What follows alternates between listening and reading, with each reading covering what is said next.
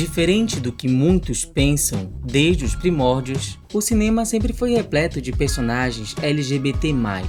A diferença estava no boicote e na censura sofridos, e na forma como muitas vezes a representação dessas minorias em determinada época visava educar uma sociedade conservadora, seja colocando LGBTs com uma imagem negativa, seja com a intenção de mantê-los no armário.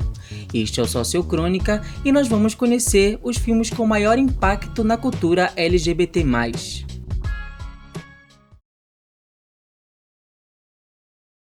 O Selvagem, de 1953, não é propriamente um filme gay. Na verdade, foi produzido como um filme B focado no público feminino. Mas a participação de Marlon Brando como o famoso Johnny chamou a atenção do desenhista Tom O'Phelan, que começou a reproduzir em sua arte homens másculos, vestindo preto e jeans, por vezes com jaqueta de motoqueiro. Logo, o visual se espalhou e foi reproduzido por Freddie Mercury e Glenn Hughes, do Village People, caindo no gosto popular. A ideia foi impactante por dois motivos. Primeiro, quebrava com a noção de que todo homem homossexual era necessariamente afeminado. Depois, o fetichismo criado em torno da imagem de policiais, marinheiros e bad boys diminuía o conceito de masculinidade, violência e poder ligado a essas ocupações, assumindo agora um tom de sensualidade homoerótica. Assim, o bando de desordeiros liderado por Johnny foi peça fundamental na mudança semântica de grupos inteiros e criou um dos fetiches mais populares da sociedade, o couro.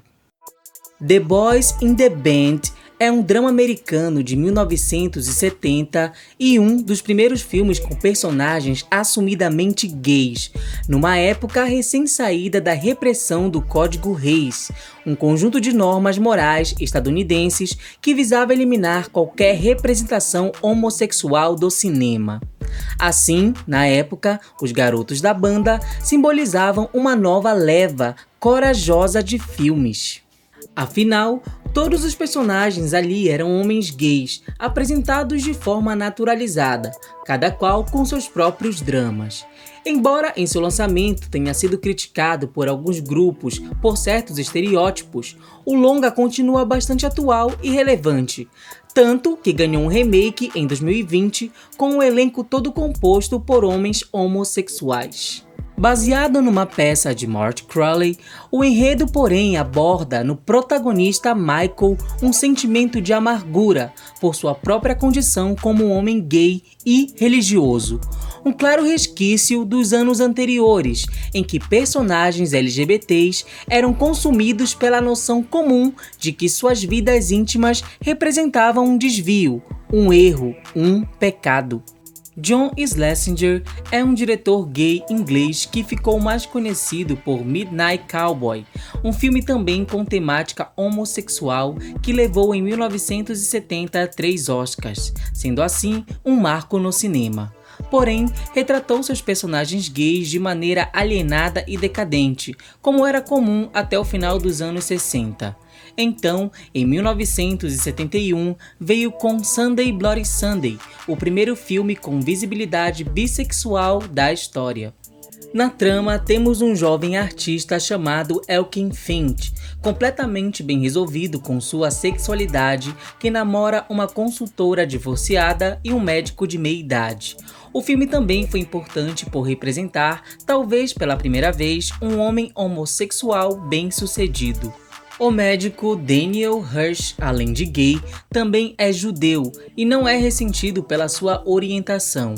Ao contrário, em certas cenas, se mostra bastante maduro e consciente de si, algo demasiado novo e motivador para a época. Nos anos 80, porém, a comunidade LGBT foi assombrada pelo HIV e o preconceito se refletiu nas telonas. Outra vez, gays foram estigmatizados, representados como pessoas perigosas e voltaram a ser ridicularizados. Até que em 1993 surgiu Philadelphia, um dos primeiros filmes de Hollywood a reconhecer a homossexualidade e a homofobia, e a registrar o HIV e a AIDS não como uma punição aos homens gays. Foi o primeiro grande filme a expor uma realidade LGBT para atrair simpatia e não repulsa. O longa conta a história de um advogado demitido por contrair HIV e o desenrolar do processo que ele moveu contra a empresa. Contudo, cenas de afeto e relações íntimas entre o casal foram cortadas, segundo o próprio Tom Hanks.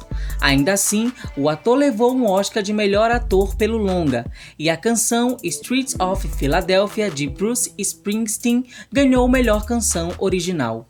O filme também foi indicado a melhor roteiro original e teve boa bilheteria, o que sem dúvidas foi um grande passo na luta pelo reconhecimento da comunidade contra o preconceito de uma era sombria.